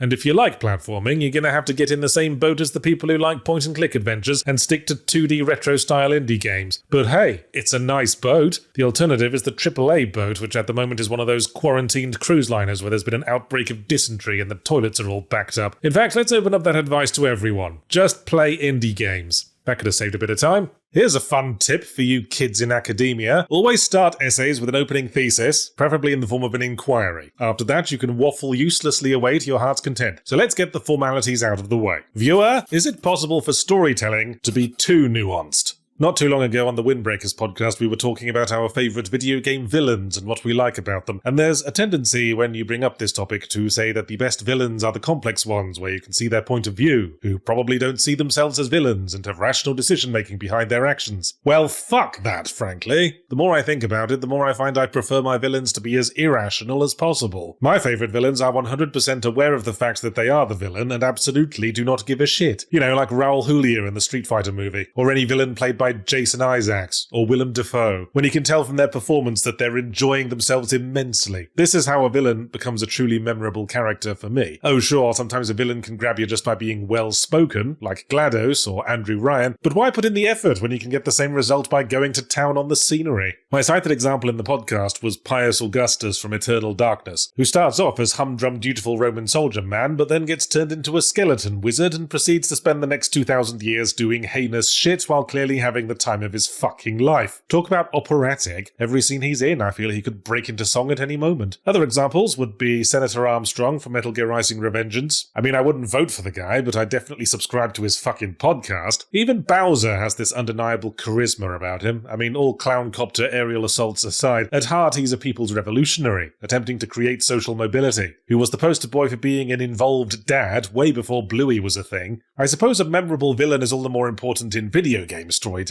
where the necessity of player projection means protagonists tend towards blank slateism. In Portal 1, GLaDOS is arguably the only actual character. And then there's the Batman Arkham series, in which Batman spends all his screen time stomping humorlessly around, being unimpressed by things, so all the villains have to completely ham it up to meet him halfway. Or should I say, arc-ham it up.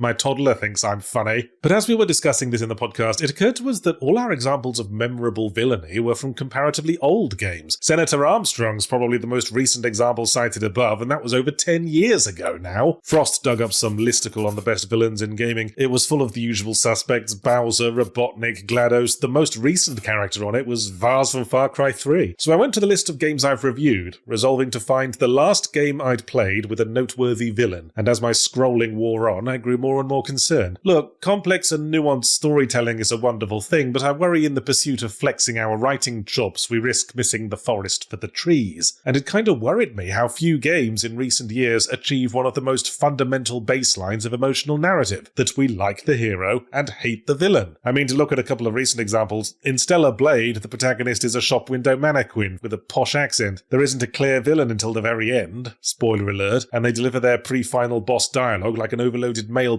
spilling circulars for tree pruning services. And it turns out they've got relatable motives, and there's even an option to side with them. Again, complexity in writing is no bad thing, but if there's one game that could get away with having a little more over-the-top fun with its characters, it's one about doing triple somersault sword slashes with your bum hanging out. A lot of the games on my recent reviews list just flat out don't have a characterized villain at all, and if there's any kind of antagonistic force, it's some kind of abstract concept or incomprehensible entity. Pacific Drive, Alan Wake 2, American Arcadia, Talos Principle 2. The only antagonist in that last example is not having finished all the puzzles. I can identify 3 games since Fully Ramblomatic began that have uncomplicatedly hateable operatic villains, and they're all based on pre-existing IP: Avatar Frontiers of Pandora, Robocop Rogue City, and Suicide Squad. If you want the last original video game IP with fun villains on my review list, you'll probably have to go all the way back to Hi-Fi Rush and ask Microsoft how much that mattered. Going back to Suicide Squad, the lack of compelling villainy can be very easily tied to the live service model, because an essential essential part of the fun villain experience is getting to give them their comeuppance. And the enemy in a live service can never be defeated once and for all, because then the infinite gameplay would be over. I mean, Brainiac in Suicide Squad certainly is operatic and hateable, but the format demands they're never going to be properly defeated, even if the game weren't inevitably doomed to get shut down before all the intended story DLCs, where their final defeat might presumably have happened. But I'd only portion part of the blame on the trend for live services when I think the trend for Soulslikes deserves some of it too. You can't have a dramatic rooftop sword fight in the rain with the concept of entropy, and that's the closest thing to the villain of Dark Souls. All the dudes you actually fight are hollow shells of once powerful beings after they've already given up. Most of Dark Souls' imitators follow a similar pattern. There's one boss fight in Bloodborne against a dude with a cage on his head who giggles and runs away from you a lot, and I think it's the one case of a boss fight in any From Software game who seems to be enjoying themselves. But it's not just video games, is it? I'm thinking of that The Batman film with Robert Pattinson, which was going for an arse-achingly realistic, grounded in reality take on Batman. I admit I haven't seen it, but I find it hard to believe that any movie about a bloke who dresses up to fight crime could ever possibly be grounded in reality, if it doesn't feature him being immediately sectioned under the Mental Health Act. But the point is, it has this whole take on the Riddler as a creepy incel Zodiac killer weirdo. And I guess, yeah, that's probably what a real-life Riddler would be like. But I look at that, and then I look at the Riddler in the Arkham games, where he's flamboyant and larger than life and builds entire underground racetracks in a totally unrealistic and not the least bit grounded in reality kind of way, and I have to wonder, what value does realism really have in entertainment media? Don't answer that if you're a graphics card manufacturer. So what are you whining about now, Yards? That villains in video games and pop culture are being portrayed with greater nuance and complexity? So what? We live in a nuanced and complex world. I agree. I do think there might be something societal reflected in this trend. Maybe with the world being in the state it's in, the prevailing wind in culture is to go, hey, everything's gone to shit, but it's not like there's some convenient, lone, sneering figure making it that way. We're all victims of broad societal shifts that none of us can do anything about, so we might as well accept we're all in it together and stop trying to point fingers. And a conspiratorially minded person might wonder if that's a message being pushed to stop us from looking up a few ivory towers at those motherfuckers in the C-suite, shutting down perfectly healthy studios for the sake of a fatter bottom line. Sorry, I didn't mean to end up sounding like a paranoid weirdo, one bad weekend away from beating my CEO to death in a car park. Let me get back on topic. I want more games to have characters I actually hate so I can enjoy beating them to death. Oh, wait, shit. As a professional creative, that is to say, someone whose job is to repeatedly go mad in various carefully directed ways, the hardest times are when you don't have an ongoing project. With Starstruck, Vagabond, and Galaxy for Good both out, I'm in a sort of respite in-betweeny period, where I wait for a new idea that really seizes my interest. Spare creative juices are sloshing about, and without an outlet it gets wasted on momentary fancies. For example, I've been having this weird urge to draw a map of video game world. Not a video game world, the video game world. Back in my video about colours in games, I was talking about my ambition to put together a League of Extraordinary Gentlemen-style massive crossover of video game stories. I don't know how much effort I'm prepared to put into it, or indeed what form it could possibly take. If we're talking about a novel, it would be a story about a world that makes use of a miraculous substance with the power to heal all bodily damage, possibly originating in a green herb or a red fruit, and the drama that ensues when it turns out certain corporations are trying to use it to make super soldiers and or zombie viruses. And when it turns out to be really volatile and people have to stop storing it all over their workplaces in prominent red barrels. But as for what characters to throw into that, the thing is, League of Extraordinary Gentlemen had the advantage of working with characters in the public domain. Any attempt to team up video game IPs is going to get slapped with cease and desists so hard it's hardly worth bothering to think about. But in the second volume of the original League of Extraordinary Gentlemen comic, there was an extra feature called The New Traveller's Almanac, in which writer Alan Moore described a journey around the world, detailing all the fictional countries and islands found there, region by region. And that sounded like fun. To take a map of the world and mark on it as many fictional locations from video games as possible. So for a start, Black Mesa Research Facility is in New Mexico. That's an easy one. Silent Hill is canonically in Maine, according to the wiki. The movie says it's in West Virginia, but we're categorically ignoring that. We're strictly sticking to information provided by the games. So it's going in Maine. I guess I'm restricting this to games of a certain level of notoriety upwards. If we have to include every fictional haunted town that's been in every indie horror game, New England's gonna get real fucking crowded. But this isn't just an exercise in arbitrarily dropping pins in American states where a fictional town could plausibly be. I want to replace as many real-world locations as possible with their video game equivalents to maximize crossover potential. So here's an easy one. New York City can be replaced with Liberty City from GTA. And now any game that ostensibly took place in New York, such as The Division, Prototype, or Crysis 2, actually happened in Liberty City. I guess Division takes place in Liberty City after the other two games were finished smashing the fuck out of it. Meanwhile, New Orleans can be replaced with New Bordeaux from Mafia 3, Saint Denis from Red Dead Redemption 2, or New Marais from Infamous 2. I guess we either conflate those together or say there's 3 really similar cities in Louisiana right next to each other. Across the pond, England, what the fuck's that? There's only one powerful island nation off the coast of northwest Europe, and that's Albion, where the Fable games were set, wherein, amongst other places, we can find the bustling city of Dunwall, which was the centre of the Industrial Revolution in the 19th century, sparked by the activities of the radical mechanist movement after their schism with the Hammerite Order. Are you having fun? I'm having fun. What else? Just Cause 3 was set on a Mediterranean island called Medici, so we'll slap that in over the top of Sicily. Far Cry 6 was on a Caribbean island called Yara, so we'll say that's Cuba. So far, we haven't even had to change the number of letters. And then, of course, there's that gloomy region in Central Europe, which on our map will be marked as Castlevania. But wait!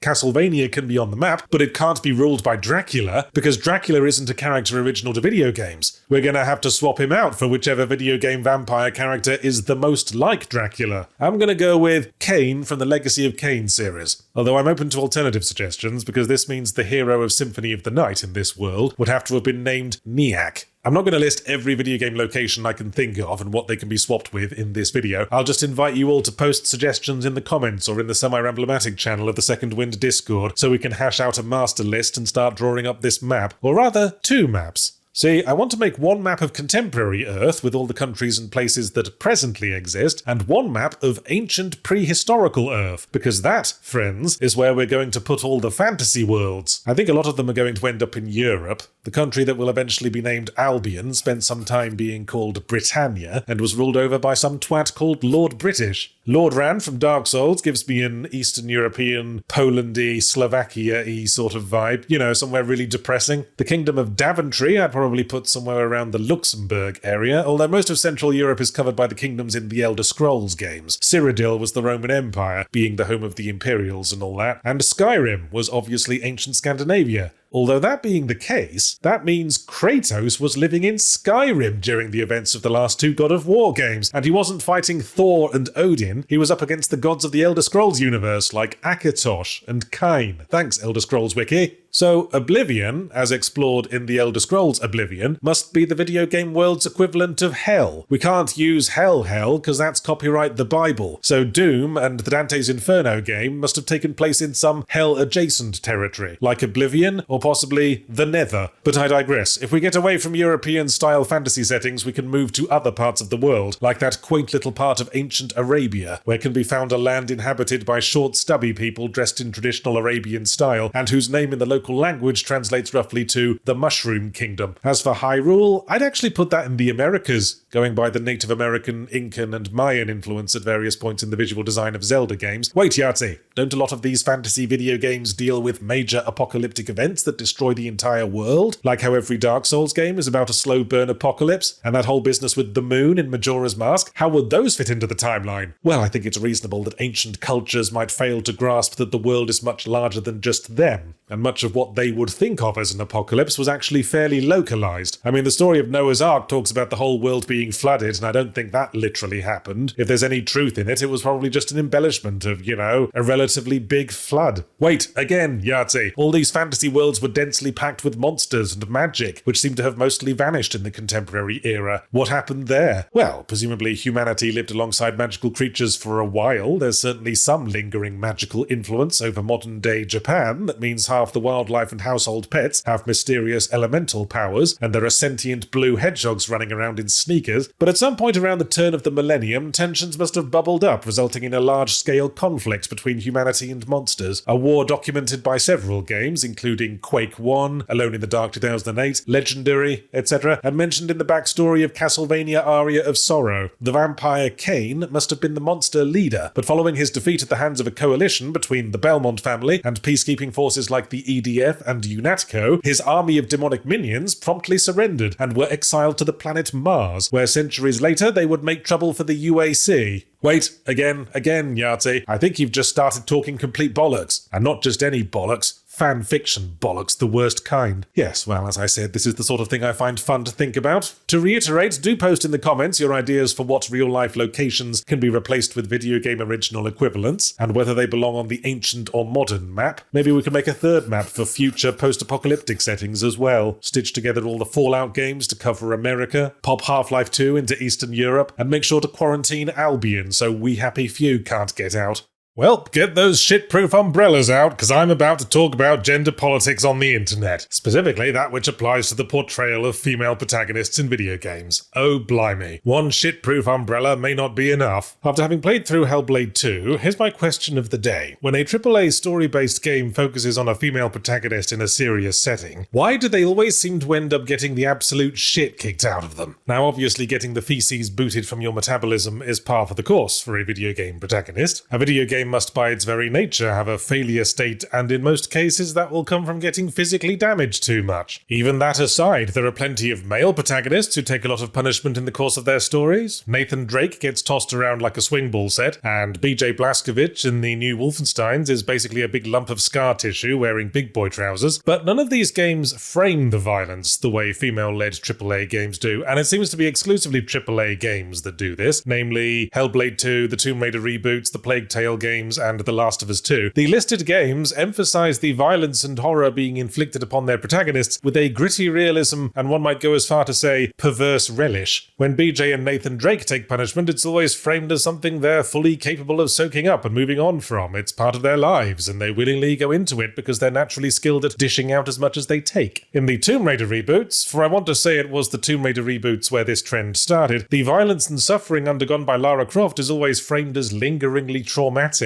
She's always the victim, suffering at the hands of a more powerful aggressor, not meeting them in combat as equals. She can't even drop off a ledge onto rough ground without there needing to be a cutscene where she rolls around coughing and clutching herself for a few seconds, and I wonder what all of this is in aid of, because frankly it's never something I find engaging to watch. It makes me uncomfortable, and this isn't me having a sexist, knee-jerk, condescending attitude only to violence against women. It makes me uncomfortable to watch any character with very little apparent agency being tortured. It's like watching a puppy being fed slowly through a bread slicing machine. See, agency is the difference between the violence and torment suffered by Joel in The Last of Us 1 and the fucking gauntlet of kicks to the bum experienced by his ward Ellie in the sequel. Joel is almost always, to some extent, the architect of his own situation. He accepts the mission to escort Ellie and he decides the route they take. In the end, spoiler alert, he makes some very questionable actions rooted in a selfish desire to reshape his world into the one he prefers. In contrast, Ellie feels more like a victim of contrivance. Like Lara Croft and Amicia de Rune, she seems to be a chew toy in the mouth of a sadistic, controlling god of reality, hell-bent on forcing her through the most traumatic course of events possible. Ledges randomly collapse as they jump onto them. They stumble into hostile territory. Wild animals attack. Storms wreck their ships. It's wanton cruelty with no actual decisions by characters behind it. Wait a gender politicking moment there, Yards. Ellie in Last of Us 2 has plenty of agency. She decides to go and get revenge for Joel, and could bugger off home at any time. Lara Croft decides to go on globe-trotting adventures even if she isn't fully aware of the dangers. That's all agency, isn't it? Well, there's the rub. See, all these characters are suffering from what I once called in reference to reboot Lara Croft, a bad case of the have-tos, where the characters themselves don't seem to believe they have agency. It's always, I have to do this, with no further explanation, as they look scared and talk in quavering voices. Ellie acts purely for Joel's sake, and her own personal desires in life are barely evident. Lara goes on and on about ensuring her father's legacy with no apparent concern for her own. In brief, these characters' decisions don't seem to be rooted in any self-interest whatsoever. Kinda seems like their primary intention is to contrivedly ensure as much suffering as possible. Like the suffering was always the end goal, and everything justifying it came later. So again, I wonder what the intended point of it is. Happily, we don't need to look far to find at least one explanation. Ron Rosenberg, executive producer of the Tomb Raider reboots, was famously quoted in a Kotaku article that reboot Lara Croft should be someone the player feels motivated to protect. Okay, Ron Rosenberg, there's a bit at the start of Rise of the Tomb Raider where Lara's trapped in snowy mountains, and to the end of triggering our protective instinct, she's clutching herself and shivering like a beaten chihuahua. Except she chose to go there, and presumably had plenty of time to pack appropriate gear, and also it's plainly obvious that she hasn't zipped her coat up properly. So what the fuck am I supposed to be protecting her from? Her own stupid decisions? That's why I find these games so exhausting and frustrating to play, because I keep wanting to yell at the screen. Oh, I must free climb up this lethal frozen mountainside to reach a questionably stable crashed aircraft. There's no other way. How do you know that, Lara? Have you checked? You're gonna feel pretty fucking stupid when you get to the mountaintop and find a nice convenient gentle slope on the other side leading back to the hub area.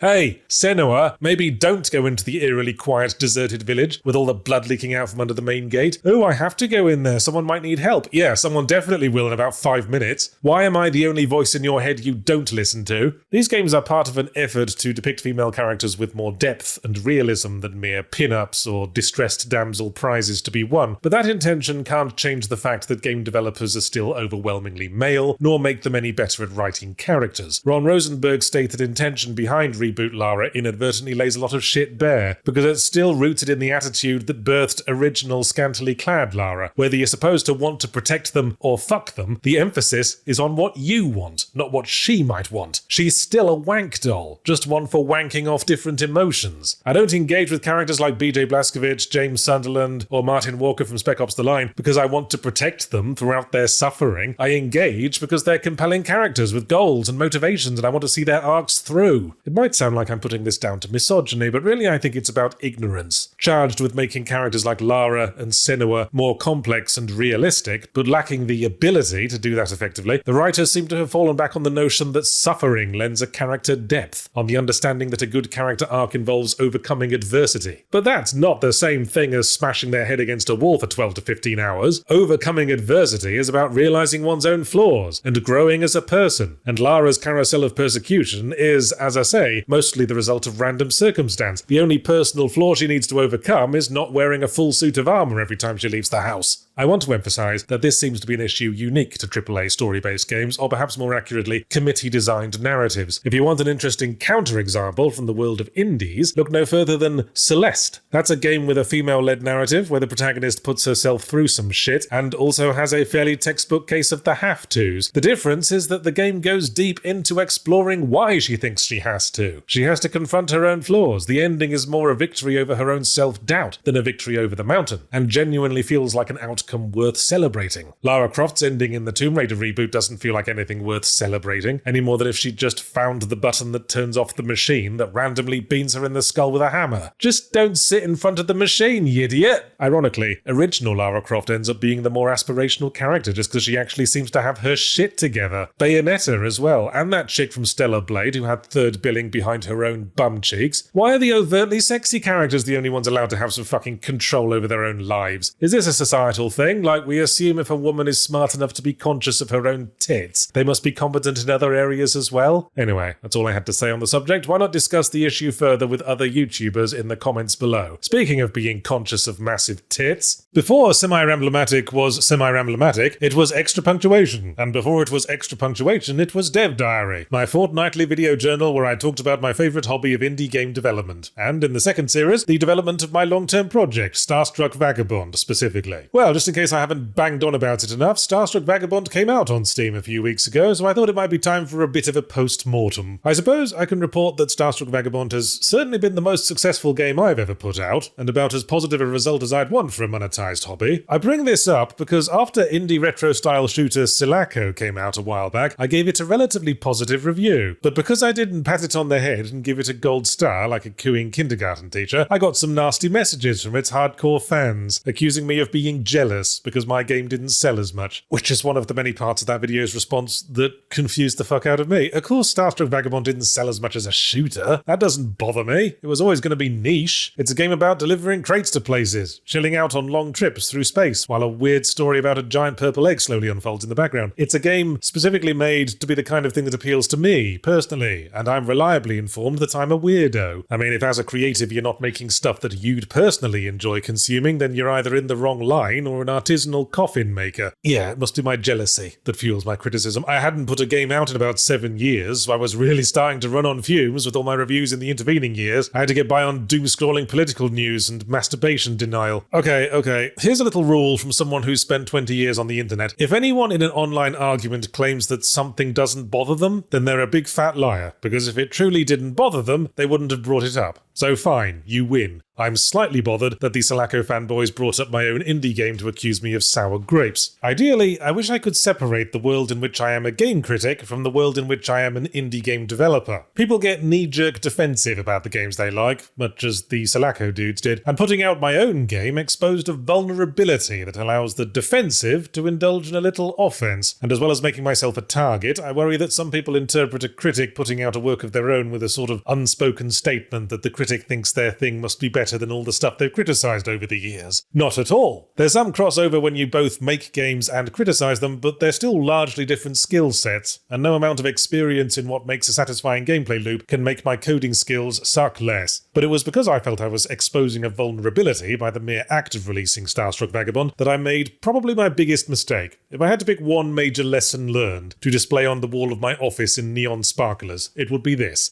test more. So afraid of backlash was I that I left testing to the last minute to make sure I could make it as finished as possible before anyone else saw it. In the end, we only had time for 6 or 7 testers to go through it for a few weeks. I assumed it'd be fine since I'd played so much of it and it seemed to work perfectly well. No, bad Yahtzee. Players will always find ways to fuck the game up that the creators never considered, and that's doubly true for a game with procedural elements. On launch there were small groups of players who found serious save-corrupting bugs and soft locks that only happen in highly specific circumstances or random seeds, like cutscenes hanging on some planets because the random scenery spawned a dirty great rock in the spot an NPC needed to be standing in before the scene could continue. I'm starting to see the appeal of early access, especially for all developers who are short on resources, i.e. me. Thankfully, after sweatily pumping out hotfixes and patches for the first couple of weeks, the game's on much more solid ground, so the new update can focus on fun additions and gameplay improvements rather than bug fixes. The feedback I felt most moved to act upon largely concerned the late game experience. Again, something that more prolonged testing might have revealed sooner. Players were complaining about having too much money and too many unspent upgrade units. See, there are 100 upgrade units in total to find in the game, but buying every single upgrade in the game only takes about 50 odd. That was a deliberate design choice, because I wanted the player to have some flexibility in what they chose to do, and assumed most wouldn't actually want to collect every single one of the buggers. That was another wrong assumption on my part. Optional is a very shaky word in video games. Everything's optional. It's make-believe fun times. And to paraphrase Sans from Undertale, if a player can, then they have to.